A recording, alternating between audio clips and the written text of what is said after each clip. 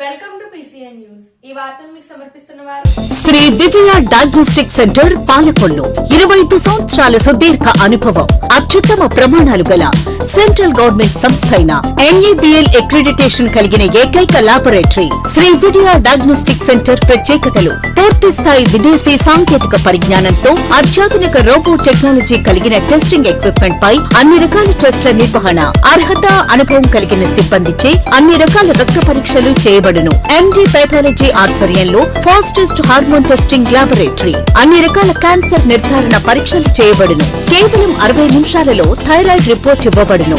అవసరమైన వారికి ఇంటి వద్దకే వచ్చి శాంపిల్స్ సేకరించి రిపోర్ట్లు అందజేయబడును. Fasting blood sugar, CBP, lipid profile, cholesterol, liver, kidney పరీక్షలు, thyroid, cancer, vitamin D, B12, iron వంటి అన్ని రకాల పరీక్షలు చేయబడును. మరిన్ని వివరాలకు శ్రీ విజయ డయాగ్నోస్టిక్ సెంటర్, పెద్ద పోస్ట్ ఆఫీస్ వద్ద, పాలకొల్లు. గత ప్రభుత్వం ఏటిగట్ల ప్రతిష్టను నిర్లక్ష్యం చేస్తే కూటమి ప్రభుత్వం అధికారంలోకి రాగానే 8 కోట్ల నిధులు మంజూరు చేసినట్లు మంత్రి నిమ్మల రామారెడ్డి తెలిపారు. చించినాడు గ్రామంలో ఏటిగట్ల అభివృద్ధి పనులకు శంకుస్థాపన చేసి మాట్లాడారు.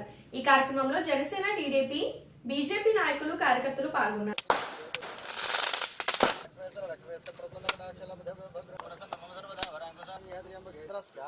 రాష్ట్రం ధారయతా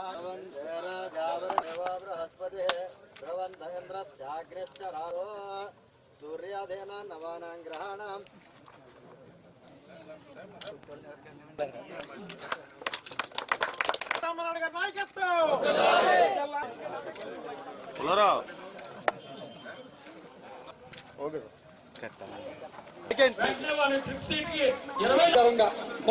మన గౌరవ మంత్రులకి ఎవరికొరికి ధన్యవాదాలు తెలుసు.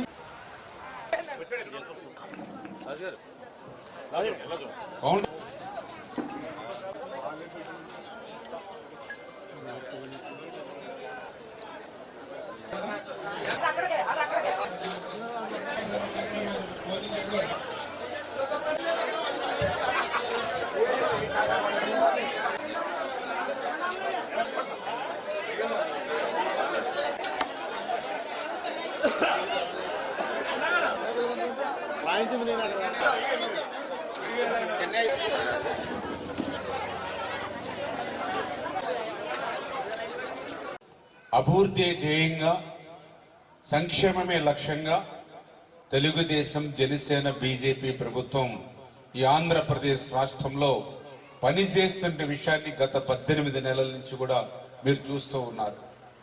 అందుకు ఉదాహరణే ఈరోజు చించినాడ గ్రామంలో 9 కోట్ల రూపాయలతోటి ఏటుగట్టు పటిష్ట నిర్మాణానికి శంకుస్థాపన చేసుకోవడం. ఈ మాట ఎందుకు చెప్తూ ఉన్నానంటే, ఈవేళ 20 కిలోమీటర్ల పైబడి మన పాలకొల్లు నియోజకవర్గానికి, మన ఎలమంచిలి మండలానికి గోదావరి ఉంది. ఎక్కడ ఏ ఏటుగట్టుకి గండి పడినా కూడా అటు ఆచంట, ఇటు పాలకొల్లు, అటు నరసాపురం ఇవన్నీ కూడా అతలాకుతలమైపోయి పెద్ద ఎత్తున ప్రాణ నష్టం, ఆస్తి నష్టం జరిగేటువంటి పరిస్థితి, ప్రమాదం మనందరికి ఉన్నటువంటి పరిస్థితి. ఆ రోజు 14, 19 నేను మొదటిసారి ఎమ్మెల్యేగా ఉన్నప్పుడు ఆ రోజు 6 కోట్ల రూపాయలతోటి బూరుగుపల్లి గ్రామంలో ప్రమాదభరితంగా ఉంటే ఆ రోజు నేను ఏటుగొట్టు గ్రోయిన్స్ పనులు నేను ఆ రోజు చేశాను. మళ్ళీ ఈరోజు 24లో మీ ఆశీర్వాదంతో అధికారంలోకి వచ్చాక మొన్ననే 8 కోట్ల రూపాయలు పెట్టి కంచు స్తంభపాలెం నుంచి అబ్బిరాజపాలెం వరకు, మళ్ళీ అబ్బిరాజపాలెం నుండి గంగడపాలెం, లక్ష్మీపాలెం, ఎలమంచిల్లంక, ఎలమంచిలి, చించినాడ, బాడవ, ఏనువాన్లంక వరకు మళ్ళీ 9 కోట్ల రూపాయలు. అంటే 9ని 8 దగ్గర దగ్గర 17 కోట్ల రూపాయలు ఏటుగొట్టు పటిష్టానికి మొదటి సంవత్సరంలోనే నిధులు తీసుకొచ్చి అందులో ఆల్రెడీ సగం పనులు కూడా పూర్తి చేయడం కూడా జరిగింది. ఆ రోజు కూడా 2022లో పెద్ద ఎత్తున వరదలు వచ్చాయి. ఆ రోజు వరదలు వస్తే యువత రాత్రింబావుళ్ళు, నిద్రంబావుళ్ళు లేకుండా మేమే ట్రాక్టర్లు తెచ్చి, మేమే సంచులు తెచ్చి, మేమే సంచుల్లో మట్టి కట్టుకుని, మేమే బస్తాలు మోసి రాత్రులు, అర్ధరాత్రులు అక్కడే ఏటుగొట్టు మీద కాపలా ఉండి వేలాది మంది యువత పనిచేసి ఏటుగొట్టును కాపాడుకున్నాం. ఆ రోజు కూడా వైఎస్ఆర్సీపీ మంత్రులు వచ్చారు, రంగనాథరాజు గారు వచ్చారు, కారుమూరి నాగేశ్వరరావు గారు వచ్చారు, అది ఆ రోజు నుండి అధికారులు వచ్చారు, చూశారు, వెళ్ళారు తప్ప ఒక్క రూపాయి ఏటిగొట్టికి ఇవ్వాలనే ఆలోచన లేదు. కానీ ఈరోజు మనం వచ్చిన మొదటి సంవత్సరంలోనే ₹1 కాదు, 2 కోట్లు కాదు, 17 కోట్ల రూపాయల అక్షరాల ఏటుగొట్టుకి ఇచ్చి పనులు చేస్తున్నామని అంటే మీ భద్రత గురించి, మీ యొక్క భరోసా గురించి ప్రభుత్వం ఏ రకంగా పనిచేస్తూ ఉంది అనేటువంటిదే ఇదే ఒక ఉదాహరణ. అదేవిధంగా ఈ చించినాడ గ్రామంలో మన ఎస్సీ సోదరులు మరి అక్కడ ఏటిగొట్టు పక్కన ఎప్పుడు 70 సంవత్సరాల క్రితం వాళ్ళకి పట్టాలు ఇస్తే గత 5 సంవత్సరాల వైసీపీ పాలనలో దళితులని కూడా చూడకుండా 70 సంవత్సరాల నుంచి పట్టాలు ఉన్నాయనేటువంటి కూడా చూడకుండా దుర్మార్గంగా వాళ్ళ పట్టాల్లో ఉన్నటువంటి మట్టిని సైతం అమ్ముకోవాలనేటువంటి ప్రయత్నం ఆ రోజు వైఎస్ఆర్సీపీ ప్రభుత్వం చేస్తే అదే చించినాడులో ఆ రోజు నేను కూడా ఇక్కడే 10-15 రోజులు ఉండి నిలువెత్తు పోరాటం చేసి ఒక రోజు అది ఏటుగొట్టు దగ్గరే నేను కూడా రాత్రి కూడా అక్కడే పడుకున్నాం, ఏటుగొట్టు మీదే పడుకున్నా. నేను కూడా గోదావరి ఒడ్డున చెట్టు కింద నేను ఒక రోజు పడుకున్నటువంటి పరిస్థితి. అవసరంలో ఉన్న వారికి సాయం చేయడం ద్వారా మన ఆనందాన్ని నలుగురితో పంచుకునే అవకాశం కలుగుతుందని వాకర్స్ క్లబ్ పాలకొల్లు అధ్యక్షుడు తటవర్తి సుధాకర్ రావు అన్నారు. తన కుమార్తె లక్ష్మీ ప్రియాంక, అల్లుడు శ్రీరామ వంశీకృష్ణుల పెళ్లి రోజు సందర్భంగా ఆదివారం నాడు స్థానిక వృద్ధాశ్రమంలో 26 మంది వృద్ధులకు పరీక్షలు చేయించి వారికి అవసరమైన 15,000 రూపాయల విలువైన కళ్ళజోడు పంపిణీ చేశారు. ఈ కార్యక్రమంలో క్లబ్ కార్యదర్శి షేక్ పీర్ సాహిబ్, ఉపాధ్యక్షుడు మాన బసవరాజు, కోశాధికారి పోతుల ఉమాశంకర్రావు, సభ్యులు జంపన నాగేంద్ర ప్రసాద్, దాసిరి వెంకటేశ్వరరావు, మల్లిపూడి ధనలక్ష్మి తదితరులు పాల్గొన్నారు. ఈ సందర్భంగా వృద్ధులకు పళ్ళు పంపిణీ చేశారు.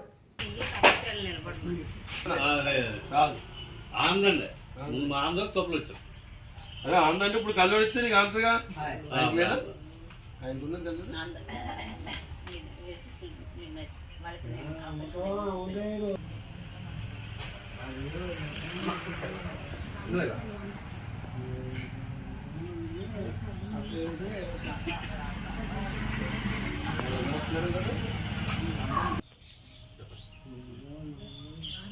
ఈరోజు వాకర్స్ క్లబ్ పాలకొల్లు ఆధ్వర్యంలో అధ్యక్షులు తటవర్తి సుధాకర్ రావు గారి యొక్క కుమార్తె ప్రియాంక, శ్రీరామ వంశీకృష్ణ వారి యొక్క పెళ్లి రోజు సందర్భంగా మరి పాలకొల్లు రాహుల్ వృద్ధాశ్రమంలో ఉన్నటువంటి 26 మందికి మన వైద్య పరీక్షల్లో కంటి వైద్య పరీక్షలు నిర్వహించి వారికి అవసరమైనటువంటి మరి కళ్ళజోళ్ళని ఈరోజు మేము అందించడం జరుగుతుంది. మొత్తం 26 మందికి కూడా మేము ఈరోజు కళ్ళజోళ్ళని అందించడం జరుగుతుంది.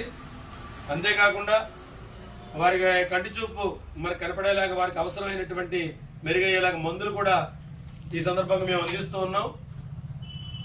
ఈ మంచి రోజుని తన కుమార్తె అల్లుడి యొక్క పెళ్లి రోజుని తన యొక్క ఆనందాన్ని ఈ విధంగా ఈ వృద్ధుల యొక్క సేవలో మరి తరించడం అనేటువంటిది మరి చాలా ఆనందదాయకం.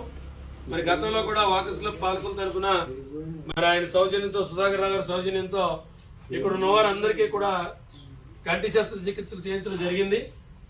మళ్ళీ తదుపరి మరి వాళ్ళ కళ్ళ పవర్ మారిన తర్వాత మరి ఆ మారినటువంటి ఆ కంటి పవర్ ని దృష్టిలో ఉంచుకుని మళ్ళీ కొత్త కళ్ళజోళ్ళు తయారు చేసి మీకు అందించడం జరిగింది. మరి మీరందరూ కూడా రోజు ఈ కళ్ళజోళ్ళు ధరించండి. మీరు అన్నం తినేటప్పుడు, ఇతర పనులు చేసుకునేటప్పుడు పట్టుకోండి. ఎలా ఉందండి? బాగుందా తల్లి? దగ్గర చూపుకి మీకు వచ్చింది. ఇదిగోండి.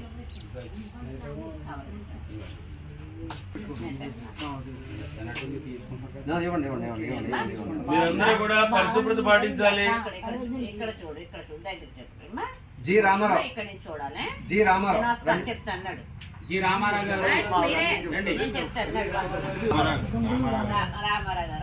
గారు పి సీతామహాలక్ష్మి. రామారావు ఎవరి మీది?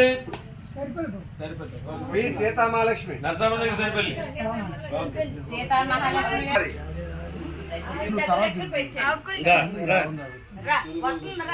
ఆనందమ్మా.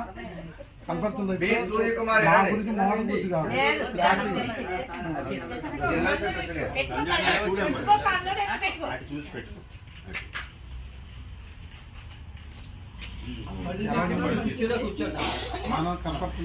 బి సత్యనారాయణ. మళ్ళీ అర్థం కాలేదు సరిపోతుంది. పడతండి నా అభిప్రాయం వద్దండి. రెండు కళ్ళు పోచేస్తాయి. టి పార్వతి. టి పార్వతి. ఇలా లేదు కె సుబ్బమ్మ. సుబ్బమ్మ గారు ఎం సూర్యకాంత్. మీరు కోటమ్మ గారు మెల్లిగా మెల్లిగా పేరు చదివారా? మీకు అక్కడ ఇస్తారా? కూర్చోండి. అక్కడ కోటమ్మ. అలాగే సార్ అలాగే. ఎలా ఉందమ్మా మీరు చెప్పండి సార్ గారికి ఎలా ఉన్నాయి ఎలా బాగుందో చెప్పండి. కోటమ్మ అక్కడ ఇచ్చాను.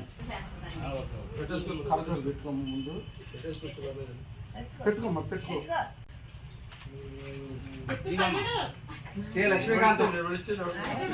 కె లక్ష్మీకాంత్.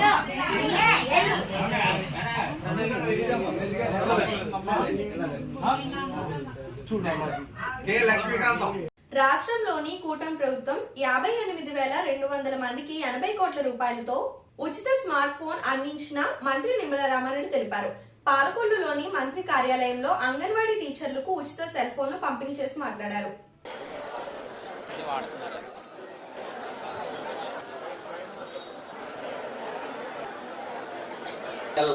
పంపిణీ కార్యక్రమం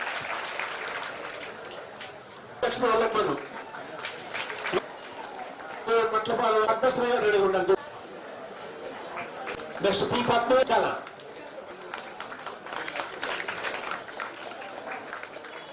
రెడీగొండ.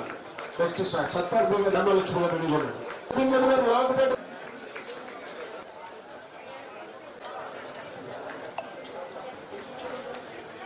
నెక్స్ట్ శ్రీ దుర్గా మేడం ఎవరు? కె రాధ బగ్గే అరట్ల కట్ట తీసుకో. పాలు మా టౌను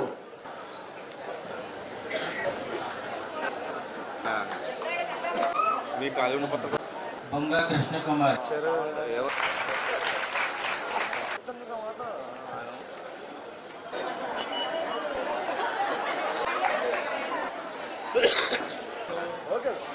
మీ అందరికీ తెలుసు, అంగన్వాడీ టీచర్స్కి సంబంధించి 5G స్మార్ట్ ఫోన్స్ని ప్రభుత్వం ప్రతి ఒక్క అంగన్వాడీ టీచర్కి ఇవ్వాలనేటువంటి సంకల్పం నెరవేర్చేటువంటి విధానంలో భాగంగా ఈరోజు మన నియోజకవర్గంలో మీ అందరికీ కూడా ఈ సెల్ ఫోన్స్ పంపిణీ సందర్భంగా ఈరోజు ఈ కార్యక్రమంలో మనందరం కూడా భాగస్వాములవడం జరుగుతూ ఉంది. ఈ రకంగా ఆంధ్రప్రదేశ్ రాష్ట్రంలో దగ్గర 58,200 మంది అంగన్వాడీ టీచర్స్కి దగ్గర 75-80 కోట్ల రూపాయలు వెచ్చించి ఈరోజు ఈ సెల్ ఫోన్ల పంపిణీ కార్యక్రమానికి ఈ కూటమి ప్రభుత్వం శ్రీకారం చుట్టిన విషయాన్ని సందర్భంగా తెలియజేసుకుంటూ ఉన్నా.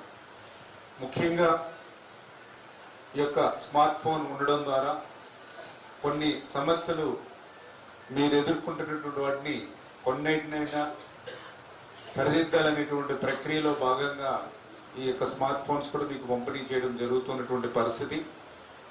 ఈ రోజనే కాదు, ఆ రోజు 2014లో మొదటిసారి నేను శాసనసభ్యుడిగా ఉన్నప్పటి నుంచి కూడా ఈ రోజు వరకు కూడా నేను కూడా ప్రత్యక్షంగా చూస్తూ ఉన్నా. అందుకే ఎప్పుడు కూడా అంగన్వాడీ టీచర్స్ అంటే ఒక గౌరవం కానీ ఒక ప్రేమ కానీ మీ యొక్క పనితనాన్ని బట్టి మీరు పనిచేసే విధానాన్ని బట్టి ఆ రోజు నుంచి ఈ రోజు వరకు కూడా ఒక ఎమ్మెల్యేగా కాకుండా మీ యొక్క చేసేటువంటి పనులను బట్టి ఎప్పుడు కూడా మీకు ఎప్పుడు ఒక తోడ్పాటును అందించేటువంటి ప్రక్రియను కూడా ఒకసారి నేను కూడా గుర్తు చేసుకుంటూ ఉన్నా. ఆ రకమైన అంగన్వాడీ సెంటర్లు కూడా ఆ రోజు 14-19లో చాలా ప్రాంతాల్లో లేకపోతే కొత్తవి ఆ రోజు కూడా మనం నిర్మాణం చేసి అంగన్వాడీ కేంద్రం నూతనంగా నిర్మాణం చేస్తే మళ్ళీ ఆ నిర్మాణాన్ని కూడా మీ అంగన్వాడీ టీచర్స్ చేతే నేను రిబ్బన్ కట్ చేసి ప్రారంభించేటువంటి పరిస్థితి కూడా ఆ రోజు నా చేతుల మీద నేనే చేసేటువంటి వాడిని. అయితే దురదృష్టవశాత్తు ప్రభుత్వం మారినటువంటి పరిస్థితుల్లో 5 సంవత్సరాల నష్టం మళ్ళీ ఈరోజు కోలుకోవడానికి కూడా ఇంకా ఇబ్బందికరమైనటువంటి పరిస్థితి ఈరోజు ఉంది. ఒక సమర్థవంతమైన వ్యక్తి నాయకత్వం చంద్రబాబు నాయుడు గారు ముఖ్యమంత్రిగా ఉండడం, ఆయనకి అండగా పవన్ కళ్యాణ్ గారు ఉండడం, వీళ్ళిద్దరికీ తోడుగా నరేంద్ర మోడీ గారు ఉండడం వల్ల వెంటిలేటర్ మీద ఉన్నటువంటి ఆర్థిక వ్యవస్థ మళ్ళీ ఈరోజు పూర్తిగా చక్కపరిచామని చెప్పలేకపోతున్నాం. కనీసం ఇప్పుడు ప్రస్తుతానికి నాకు తెలుసుండి ఐసీయూలోకి తెచ్చినట్టు అనమాట. ఇప్పుడు మళ్ళీ ఐసీయూలో నుంచి మళ్ళీ ఇంకో సంవత్సరం కష్టపడితే రూము పంపించగలుగుతాం. మళ్ళీ ఇంకొక 5 నెలలు 6 నెలలు కష్టపడితే ఆ రూమ్ నుంచి ఇంటికి తీసుకురాగలుగుతాం. అప్పుడు కొంచెం ప్రశాంతత. కాకపోతే అప్పుడు మళ్ళీ మీరు పవర్ మార్చేసారనుకోండి, మళ్ళీ వెంటిలేటర్ మీద వెళ్తాం, మళ్ళీ మేము వస్తాం, మళ్ళీ వెంటిలేటర్ నుంచి రూమ్ తీసుకెళ్తాం. ఇది వైకుంఠపాలి అట్లాగా ఉంటుంది. అది పరిస్థితి. చేత ఇవన్నీ కొంచెం స్టడీ చేసుకుంటూ ఉన్నాం. తప్పనిసరిగా మీదైతే న్యాయమైనటువంటి డిమాండ్ ఆర్థికంగా కుదుటపరచడానికి సాయశక్తుల ప్రయత్నం చేస్తూ ఉన్నాం. 100కి 100% 14, 19లో ఏ రకంగా మీకు న్యాయం చేశామో ఆ రకంగానే ఈరోజు కూడా న్యాయం చేయడానికి సాయశక్తుల దర్శకత్వంలో ఆంధ్రప్రదేశ్లో రాష్ట్ర ముఖ్యమంత్రి వర్యులు గౌరవనీయులు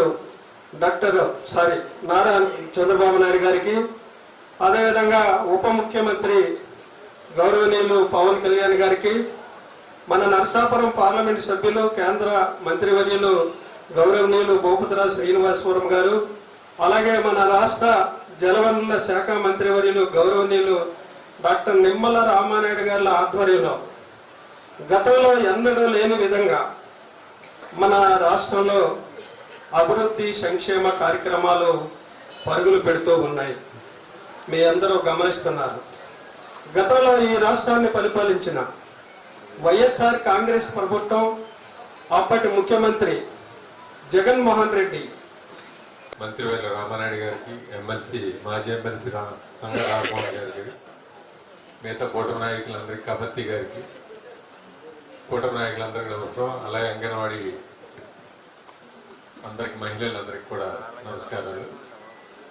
అంటే పౌరులకు మెరుగైన సేవలు అందించడంలో భాగంగా మీకు 3G ఉన్నది 5Gకి అప్గ్రేడ్ చేసామని ఇప్పుడే ఆఫీసర్ గారు చెప్పారు. అంటే మీరు ఎవరైనా మెరుగైన సేవలు ప్రజలకు అందించినప్పుడు అన్ని కూడా వాట్సాప్ సేవలు వచ్చేసినాయి.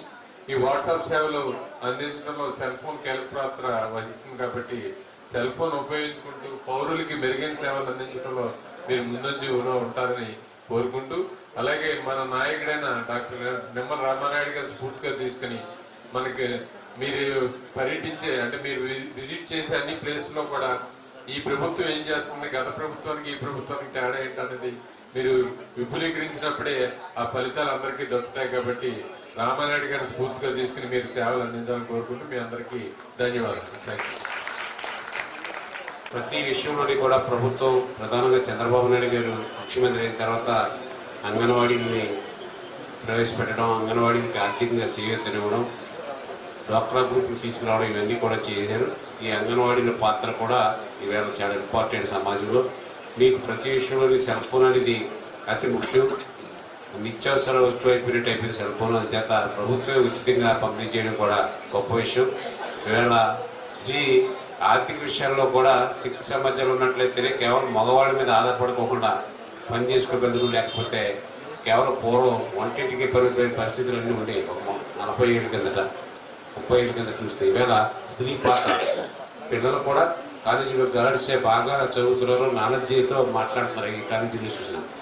నర్సాపురం మండలంలోని సీతారాంపురంలో గల స్వర్ణాంధ్ర ఇంజనీరింగ్ కళాశాల క్యూరియాసిటీ క్యాటనలైజింగ్ స్పేస్ కల్చర్ పై అవగాహన సదస్సు నిర్వహించారు. స్పేస్టల్ academy, Swarnandhra college of engineering and technology అకాడమీలో ఆధ్వర్యంలో ఈ కార్యక్రమంలో నిర్వహించారు. ముఖ్య అతిథిగా చంద్రయాన్ ఉపాధ్యక్షులు వి శేషగిరిరావు పాల్గొన్నారు. ఇస్రో కార్యకలాపాల గురించి వివరించారు. రిమోట్ సెన్సింగ్ గురించి హైవే మురళీకృష్ణ, వ్యవసాయం, అంతరిక్షం, భారతీయ ఆర్థిక వ్యవస్థపై కేవీ రమణ విద్యార్థులకు వివరించారు. ఈ కార్యక్రమంలో విద్యా సంస్థల చైర్మన్ కేవీ సత్యనారాయణ, కోశాధికారి Kondaveeti Trinath, director Addala Srihari, vice principal Gopichand తదితరులు పాల్గొన్నారు.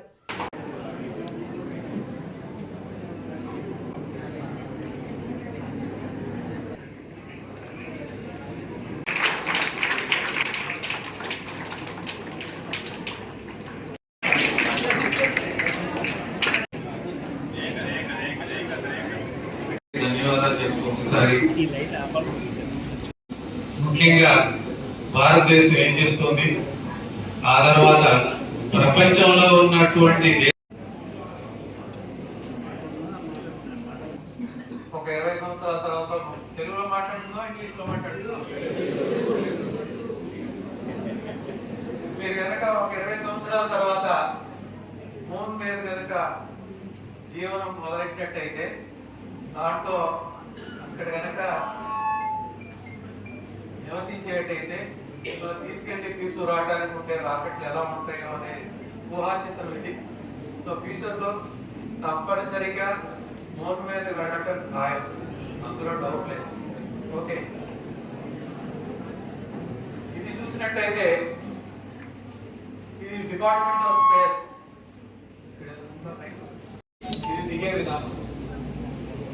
ఇది కూడా దేశాలు దాని చూసాం లాంచ్ ప్రిపరేషన్. ఇది శాటిలైట్, దీంట్లో 2 రడార్లు ఉన్నాయి. ఎల్బ్యాట్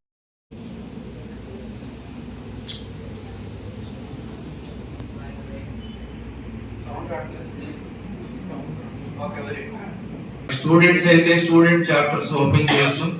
దానికంటూ పెద్ద సబ్స్క్రిప్షన్ అంటూ ఏం లేదు, అంత నామినల్ గా ఉంటుంది.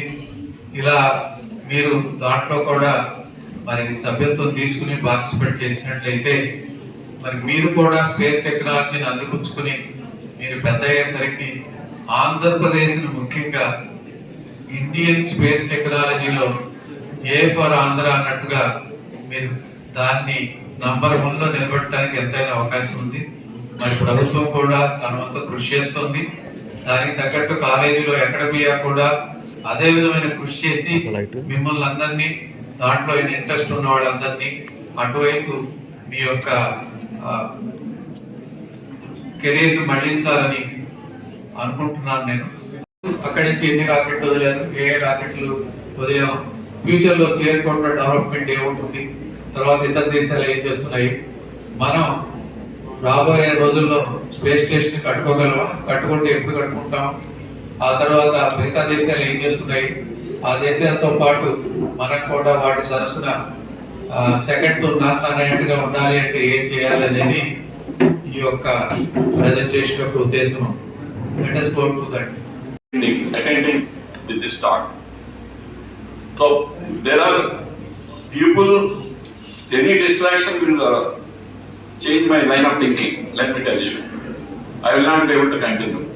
So when Thomas Alva Edison has made all these things, he has been put as ultimately inventor and innovator. And I asked who has invented the electric bulb. Everybody says Thomas Alva Edison. So that is the credit you get if you are innovator. So there are 2 things. One is creativity. The other one is the curiosity. Creativity makes you a big scientist and develop a product which need not be any use to society. But curiosity makes you to bring that particular product, whatever it is thing, and make it useful to the public. So there are 2 things: technology push and technology pull. Technology push means whatever technology I know, I will give it. That nobody wants the technology. But technology pull is it meets the needs of the people, needs of society, needs of the government, needs of the professionals, needs of the industries. So technology pull. So that is what is innovation. Innovation is one of the most important things. And to innovate, you need not know mathematics, you need not know physics, you need not know chemistry. You should be a human being. Once you are a human being, you see this technology, what technology available are this, how I can use this to the society. Same way radio was invented by Marconi, and 35 years nobody used the radio. Nobody wanted the radio. When radio was invented, nobody is looking for the radio. And 35 years radio was only used for communicating between the ship and the land. After 35 years, it has entered to the houses. What was the reason? When radio was invented by Marconi, because he is a very good wireless engineer, he has done wonderful research, he has done a great contribution. Today we talk only about him. But At that time, there is no radio stations, there is no people who are singing, there is no mechanism of communication, broadcasting, no corporation, etc. So nobody used it. Nobody wanted, what I do by buying an instrument called radio. So what is the message between these things? Let us think about how we can use the technologies. And today, United Nations has given Sustainable Development Goals, 17 Sustainable Development Goals. What are the Sustainable Development Goals? They make your life healthier, happier, and comfortable. Quality of life. Whether whatever technology ultimately you do it, it has to move towards the quality of life. So that at that stage, the tools of the technology should be utilized. And if you take the space technology, you have got. ఇప్పుడొక small break. Shri Vijaya diagnostic centre Palakollu 25 సంవత్సరాల సుదీర్ఘ అనుభవం, అత్యుత్తమ ప్రమాణాలు గల central government సంస్థ అయిన NABL accreditation కలిగిన ఏకైక laboratory Shri Vijaya diagnostic centre. ప్రత్యేకతలు: పూర్తి స్థాయి విదేశీ సాంకేతిక పరిజ్ఞానంతో అత్యాధునిక రోబో టెక్నాలజీ కలిగిన టెస్టింగ్ ఎక్విప్మెంట్ పై అన్ని రకాల టెస్టుల నిర్వహణ, అర్హత, అనుభవం కలిగిన సిబ్బందిచే అన్ని రకాల రక్త పరీక్షలు చేయబడును. MD పెథాలజీ ఆధ్వర్యంలో ఫాస్టెస్ట్ హార్మోన్ టెస్టింగ్ లాబొరేటరీ, అన్ని రకాల క్యాన్సర్ నిర్ధారణ పరీక్షలు చేయబడును. కేవలం 60 నిమిషాలలో థైరాయిడ్ రిపోర్ట్ ఇవ్వబడును. అవసరమైన వారికి ఇంటి వద్దకే వచ్చి శాంపిల్స్ సేకరించి రిపోర్ట్లు అందజేయబడును. Fasting blood sugar, CBP, lipid profile, cholesterol, liver, kidney పరీక్షలు, thyroid, cancer, vitamin D, B12, iron వంటి అన్ని రకాల పరీక్షలు చేయబడును. మరిన్ని వివరాలకు శ్రీ విజయ డయాగ్నోస్టిక్ సెంటర్, పెద్ద పోస్ట్ ఆఫీస్ వద్ద, పాలకొల్లు. Welcome back. పాలకొల్లు నియోజకవర్గంలోని కరెంటు వోల్టేజ్ సమస్య లేకుండా నాణ్యమైన విద్యుత్ అందరికీ అందించాలని 220/33 kV సబ్ స్టేషన్లు ప్రభుత్వం మంజూరు చేసి 160 కోట్ల నిధులు విడుదల చేసినట్లు మంత్రి నిమ్మల రామారెడ్డి తన కార్యాలయంలోని విలేకరులతో మాట్లాడారు. పరిస్థితి ముదుసెల దగ్గర నుండి నెలలు నిండినటువంటి పిల్లవాడి దగ్గర కూడా ప్రతి ఇంటిలోనూ కూడా ఉంటున్నటువంటి పరిస్థితి.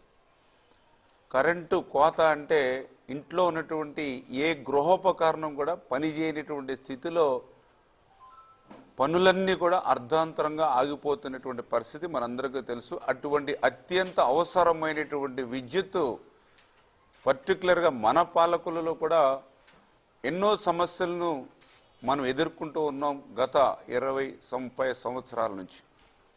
చిన్నపాటి వర్షం వచ్చినా, చిన్నపాటి గాలి వచ్చినా కూడా వెంటనే కరెంటు పోవడం మనందరం కూడా చూస్తున్నటువంటి పరిస్థితి. దీనికి గల కారణం మీ అందరికీ తెలుసు.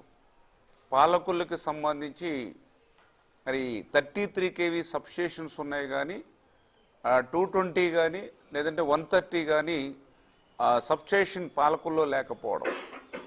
అటు ఉండిలో ఉంది, పెనుగొండలో ఉంది, నర్సాపర్లో ఉంది, భీమవరంలో ఉంది. అంటే నాకు తెలుసుండి మన సరౌండింగ్ ప్రతి కాన్స్టిట్యుయెన్సీకి కూడా కాన్స్టిట్యుయెన్సీ పరిధిలో ఒక 130 kV ఉండడం, ఆ 130 నుంచి ఆ 33 kVలకి పవర్ సప్లై ఉంటుంది ప్రతి కాన్స్టిట్యుయెన్సీలో. బట్ ఓన్లీ మన పాలకులకు మాత్రమే అటువంటి 130 లేనటువంటి స్థితిలో మన పాలకుల్లో ఉన్నటువంటి 33 kV సబ్స్టేషన్లు అన్నిటికీ కూడా పవరు అటు భీమవరం నుంచి మరొక పక్కన నర్సాపూర్ నుంచి తీసుకునేటువంటి పరిస్థితి. అందుచేతే ఒక వర్షం వచ్చినా, ఒక గాలి వచ్చినా 20-25 కిలోమీటర్ల నుంచి లైన్స్ ఎక్కడ ఇబ్బంది వచ్చినా కూడా ట్రిప్ అయిపోవడం, పవర్ సప్లై ఆగిపోయినటువంటి పరిస్థితి. అటువంటి స్థితిని గమనించే ఆ రోజు 2014-19లో ఆ రోజు కూడా కళా వెంకటరావు గారు మంత్రిగా ఉన్నారు, విద్యుత్ శాఖ మంత్రిగా.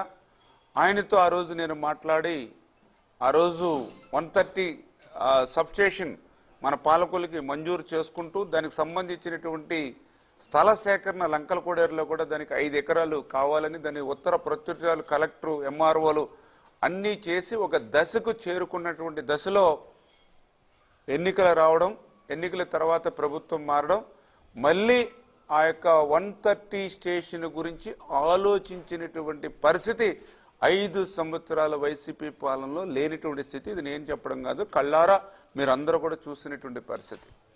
మళ్ళీ ఈరోజు కూటమి ప్రభుత్వం అధికారంలోకి వచ్చింది. అధికారంలోకి వచ్చిన మొదటి సంవత్సరంలోనే ఏదైతే ఆ రోజు 19కి ముందు శాంక్షన్ అవుతూ నిలిచిపోయినటువంటి 130 ఇప్పుడు పెరిగినటువంటి అవసరాలను కూడా దృష్టిలో పెట్టుకుని రేపు ఇంకా పెరిగేటువంటి భవిష్యత్తు అవసరాలకు దృష్టిలో కూడా పెట్టుకుని 130 కాదు 220/33 kV సబ్స్టేషన్ ఈరోజు మన పాలకొల్లు నియోజకవర్గానికి మంజూరు చేసుకున్నామనే విషయాన్ని మీ ద్వారా ముందుగా అందరికి కూడా తెలియజేసుకుంటూ ఉన్నా. ఈ 220/33 kV సబ్స్టేషన్కి 160 కోట్ల రూపాయలు నిధులు కూడా మరి విడుదల చేస్తూ మరి ఇక శాంక్షన్ చేసినటువంటి పరిస్థితి.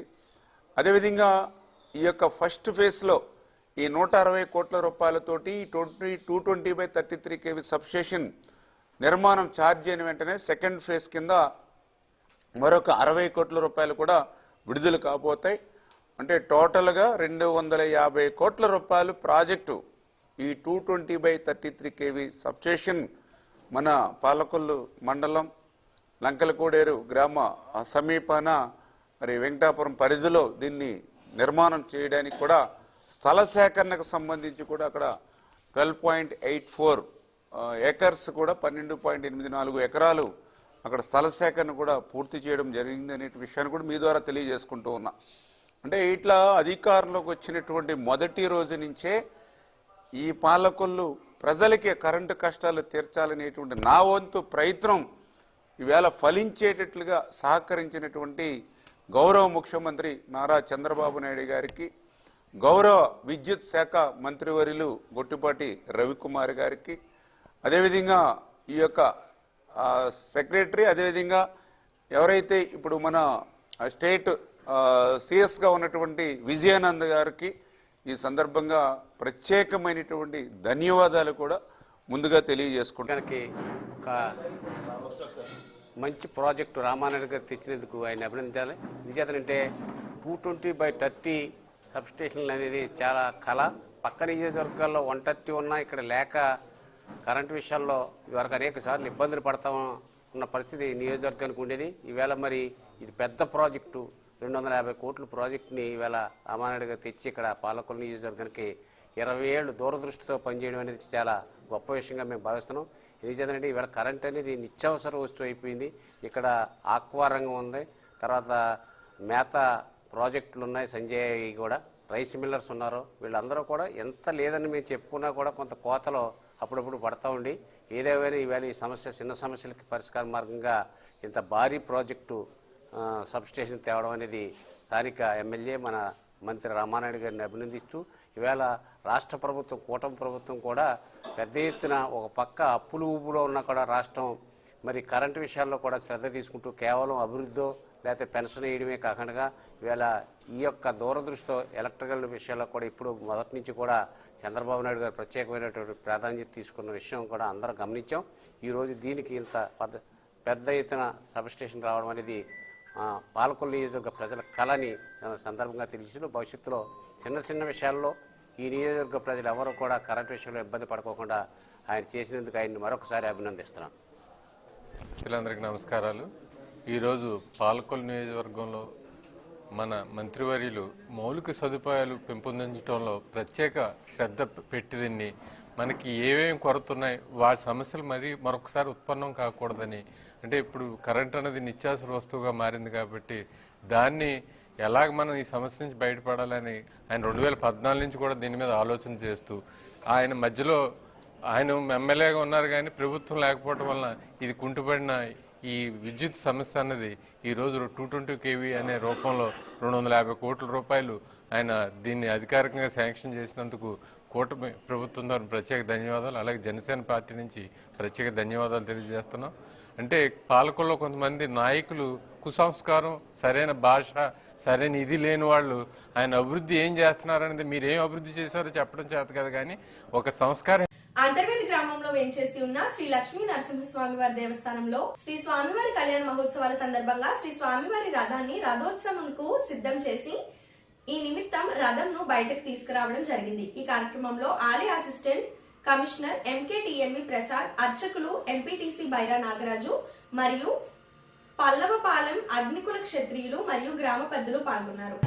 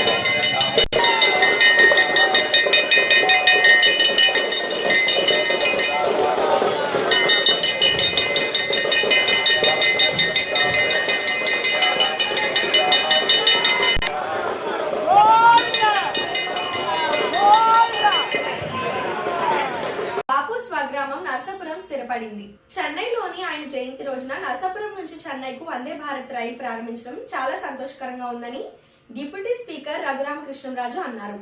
బాబు స్వగ్రామం పశ్చిమ గోదావరి జిల్లా నర్సాపురంలో జరిగిన జయంతి వేడుకల్లోని ఆయన పాల్గొని విగ్రహానికి పూలమాలలు వేసి నివాళులర్పించారు. అనంతరం రఘురామకృష్ణంరాజు మాట్లాడుతూ బాబు తనకు మంచి మిత్రుడని, ఆయనతో కలిసి అనేక సాహిత్య కార్యక్రమాల్లో పాల్గొన్నట్లు తెలిపారు.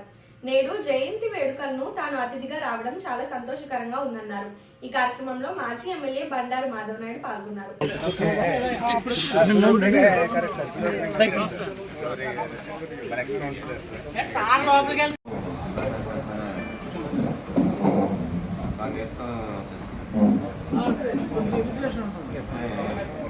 అది స్టంట్లు వేశారు. ఆ స్టంట్లు తీసేవాళ్ళు ఇబ్బంది. అది ఎల్లుండి తీద్దామని అనుకుంటున్నా.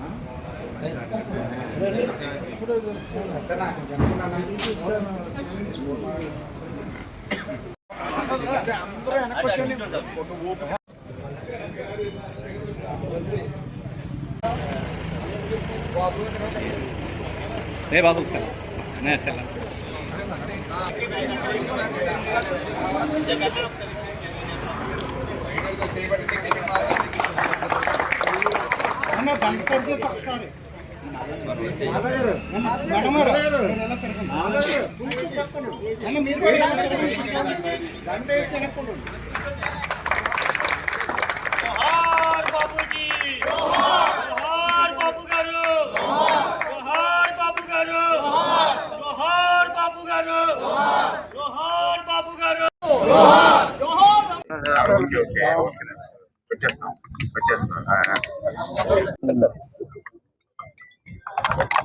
ఈరోజు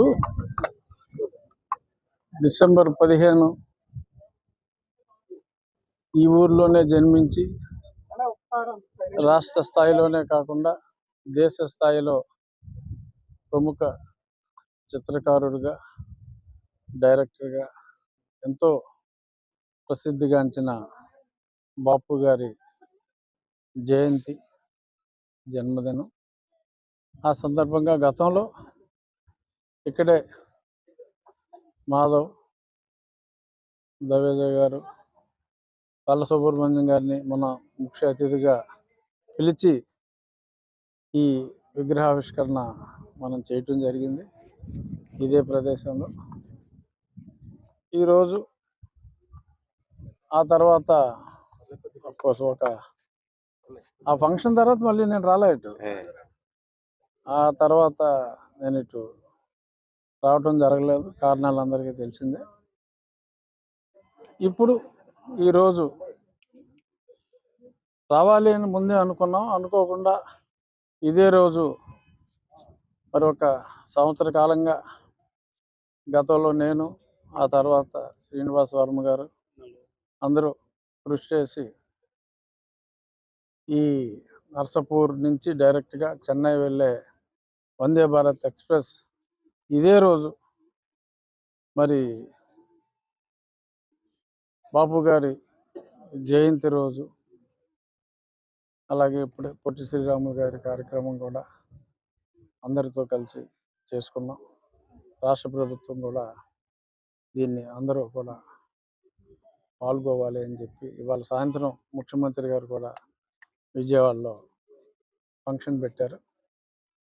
ఈ సందర్భంగా నర్సాపురం నుంచి డైరెక్ట్గా చెన్నై వెళ్ళే ట్రైన్ కూడా మీ అందరికీ ఈ నర్సాపురంలో జన్మించి ప్రఖ్యాతిగాంచిన బాపు గారు పుట్టినరోజు నాడే ముందు జనవరి అనుకున్నాం, మరి అది ప్రీపోన్ చేసి ఇదే రోజు ఇక్కడికి రావటం, ఆయన నర్సాపురంలో పుట్టి మెడ్రాస్లో సెటిల్ అయ్యారు.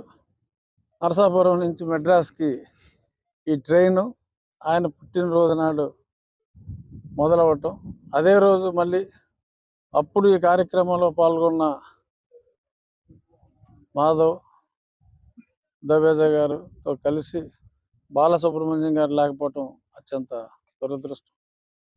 కలిసి మళ్ళీ ఇదే గోదావరి నది తీరాన వశిష్ట పాయ పక్కన ఈ కార్యక్రమం, ఆయన జయంతి కార్యక్రమంలో పాల్గొనటం ఎంతో చాలా చాలా సంతోషంగా ఉంది. వ్యక్తిగతంగా బాపు గారు నేను చాలా మంచి మిత్రులు. అఫ్కోర్స్ మిత్రుడు అంటే ఆయనకి రమణ గారే. ఆ తరువాత మరి ఆయనతో పాటు ఎన్నో సాయంత్రాలు బాపు గారితో కలిసి సాహిత్య గోష్ఠుల్లో పాల్గొన్నాం.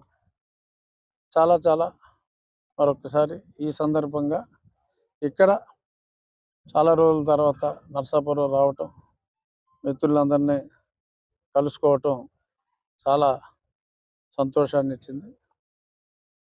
రాబోయే రోజుల్లో విద్యుత్ పొదుపు అందరి బాధ్యత అని ఏడీ రామకృష్ణ అన్నారు. పాలకొల్లు జాతీయ ఇంధనపు పొదుపు వారోత్సవాల్లో భాగంగా విద్యుత్ కార్యాలయంలో అవగాహన కల్పించారు. ఈ కార్యక్రమంలో మంత్రి నిమ్మల రామానాయుడు, మాజీ ఎమ్మెల్సీ అంగర రామ్మోహన్ తదితరులు పాల్గొన్నారు.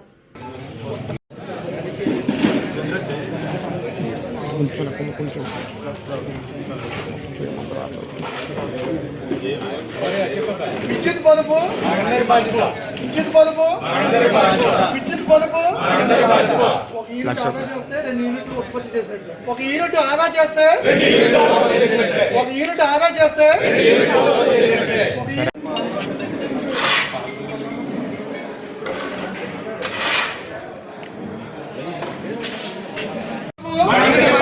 విద్యుత్ పొదుపు ఒక యూనిట్ ఆదా చేస్తే ఒక యూనిట్ ఆదా చేస్తే ఒక యూనిట్ ఆదా చేస్తే విద్యుత్ పొదుపు విద్యుత్ పొదుపు ఆధ్వర్యంలో జాతీయ ఇంధన పొదుపు వారోత్సవాలు అంటే ఇది మొత్తం దేశం జరుగుతుంది.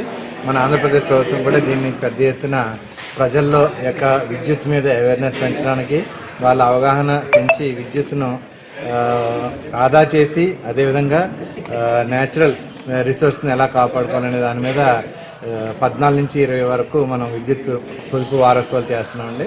దీనిలో భాగంగా సౌరశక్తిని ఎలా వినియోగించుకోవాలి, అలాగే విద్యుత్తును వాడకం లేనప్పుడు ఎలాగ ఆఫ్ చేయాలి, అవన్నీ మొత్తం అవగాహన కల్పిస్తున్నాం. టీవీ ద్వారా, ర్యాలీల ద్వారా, అలాగే ప్రతి బస్ స్టాండ్లోనూ ప్రతి దగ్గర కూడా ఈ యొక్క పోస్టర్లో డిస్ప్లే చేయడం ద్వారా విద్యుత్ మీద ప్రజలకు అవగాహన కల్పిస్తున్నాం.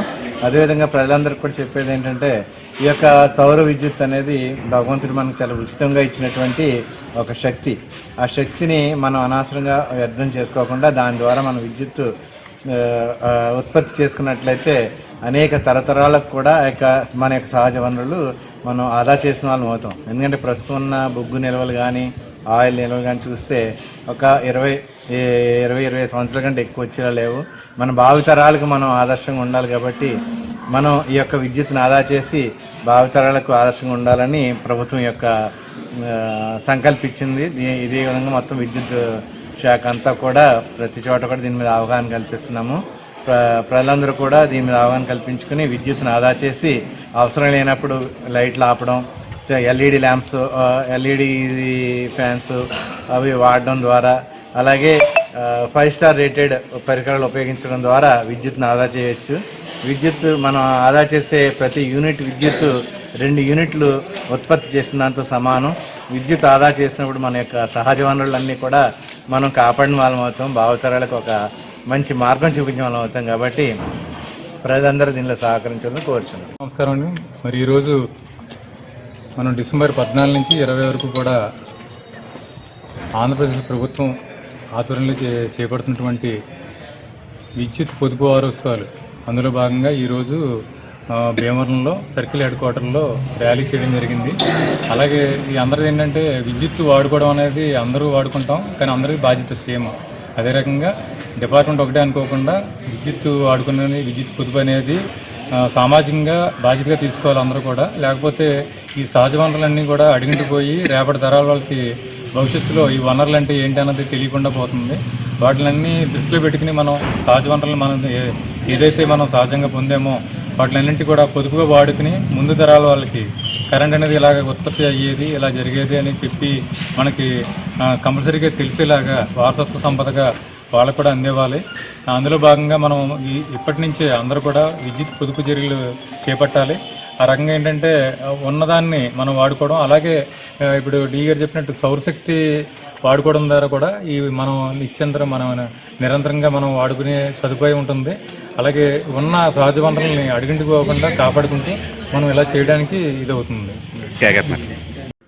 పేదవాడి ఆకలి తీర్చాలనే ఉద్దేశంతో గవర్నమెంట్ హాస్పిటల్ వద్ద జలవనరుల శాఖ మంత్రి నిమ్మల రామానాయుడు తండ్రి ధర్మాన పేరుతో ఏర్పాటు చేసిన ఫౌండేషన్ ఆధ్వర్యంలో అన్న క్యాంటీన్ 1817వ రోజు చిరంజీవి ఈది కార్తిక్ పుట్టినరోజు సందర్భంగా వారి తాతయ్య నానమ్మ శ్రీ ఈది దానియేలు, శ్రీమతి దయామణి, అత్తయ్య అమ్మమ్మ చీకట్ల జోసెఫ్ కుమార్, శ్రీమతి మార్మమ్మ వారి కుటుంబ సభ్యుల సహకారంతో అన్నదాన కార్యక్రమం నిర్వహించడం అభినందనీయమని ఫౌండేషన్ సభ్యులు తెలిపారు. ఈ కార్యక్రమంలో పాలవలసి తులసిరావు, పిసినిరాము, దాతలు, కమిటీ సభ్యులు తదితరులు పాల్గొన్నారు. అలమటించకుండా ఉండాలని స్పందించి మొబైల్ వాహనం ద్వారాగా అన్నా క్యాంటీన్ నిర్వహణ ఈ రోజుకి 1817వ రోజుకి చేరుకుంది. ఈ 1817 రోజులు నిర్విఘ్నంగా నిరాఘాటంగా ఈ పేదల ఆకలి తీరడానికి ప్రధాన కారణం దాతల సంపూర్ణ సహాయ సహకారాలు మెండుగా ఉన్నాయి. ఈ రోజున ఈ పేదల ఆకలి తీర్చేటువంటి దాత ఈది చిరంజీవి ఈది కార్తీక్ పుట్టినరోజు సందర్భంగా వారి తాతయ్య గారు, నానమ్మ గారు, ఈది దానియేలు గారు, శ్రీమతి దయామణి గారు, తాతయ్య అమ్మమ్మ ఈది ఆది, అలాగే శ్రీమతి స్వర్ణలత గారు ఈ కార్యక్రమాన్ని ఏర్పాటు చేశారు. కార్తీక్ నిండు నూరేళ్లు అష్టైశ్వర్యాలతో ఇటువంటి పుట్టినరోజు జరుపుకోవాలని నేను ఆశీర్వదిస్తూ, అలాగే ఈ కుటుంబానికి అష్టైశ్వర్యాలు కలిగి ఇటువంటి పేదల ఆకలి తీర్చే సంకల్ప బలాన్ని ఆ భగవంతుడు ఎల్లవేళలా అందించాలని మనసావాచ కోరుకుంటూ ఈ కార్యక్రమాన్ని ప్రారంభించవలసిందిగా మా నాయకులు కోరుతున్నారు.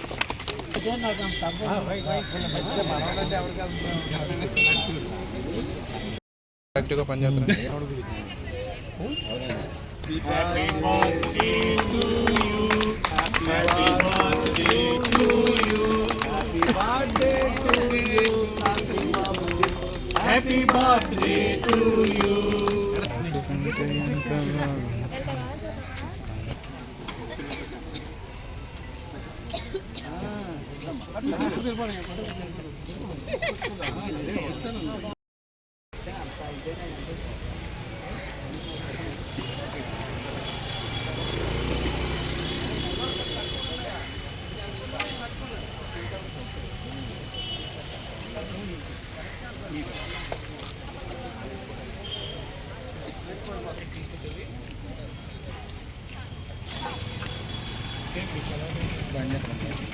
మేడం గారు